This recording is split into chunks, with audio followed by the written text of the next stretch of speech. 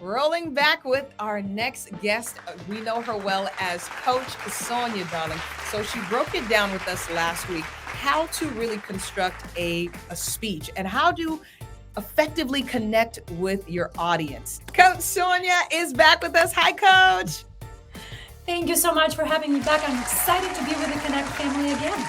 Thank you so much. So we learned a lot last week. We got our pen and our papers here, ready to take some more notes.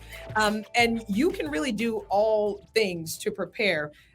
We talked about it earlier, conversations, the reality that emotions can take over when you're preparing for a speech or actually delivering one. How do you handle stage fright? One of my favorite quotes is by James Stevenson, who was a poet, and he said, "Curiosity will conquer fear even better than bravery will." And I think it applies beautifully to public speaking. I would encourage you, if you are aware of the fear and anxiety that public speaking triggers in you, I encourage you strongly to approach it with curiosity of a child and be really honest with yourself. What are the roots of this fear? Remove the unknown part of that fear and you become really familiar, almost friendly with that fear. Then you take that emotional charge away from that fear. So that's what I recommend everyone to do to explore that fear.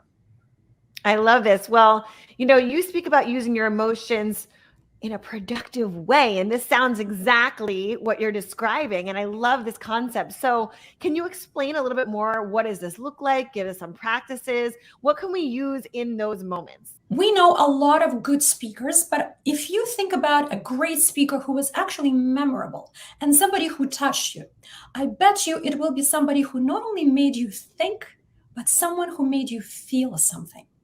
So feelings and emotions are a very important part of public speaking, but how to use those emotions, that requires emotional intelligence. Usually when we're charged with such a strong emotion, it manifests in our body. So the best thing to do is to step out of that situation and then decide, is that the emotion that I'm going to use to fuel my communication, or should I let it go? And you actually go through some questions when you're feeling these emotions as a way to check in with yourself, right?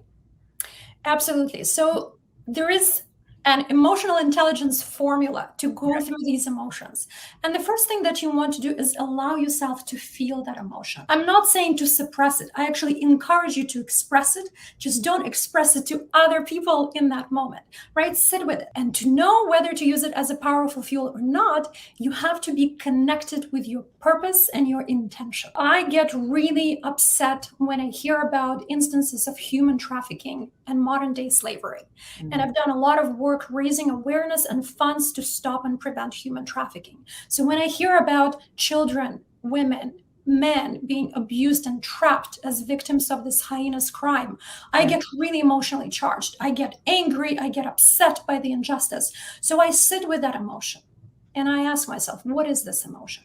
Because we usually know underneath anger is pain, right? So I try to name that emotion properly. Because remember, emotion in itself is not the purpose of communication. It's one of the elements, but it's not the purpose. The message is your vehicle, the emotion is the fuel, and then your destination is your purpose. So ask yourself, what is my purpose of communicating this to other people? Is it simply to express the emotion, to give myself some immediate relief, or can I connect it with something greater? And for me, the purpose is to raise awareness and funds to stop human trafficking. Awesome. Well, we thank you so much, Coach Sonia, again, and we love having you on each week. And thank you for exploring the deeper layer of emotions that are really tied to communications. And you made some really great points. So please share with those watching our Connect fam how they can connect with you.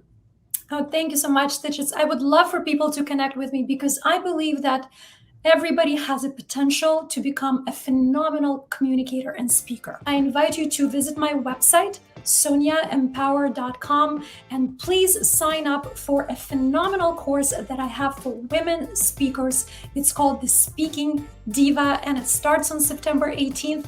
I'd love to welcome you there. Amazing. Thank you so much, Sonia, for all this great information. We have to take a quick break, but we'll be right back with our next guest, Dolly Hernandez, who's breaking down all there is to know about divorce and how to handle it if that time comes. Keep it locked, Connect fam. We'll be right back.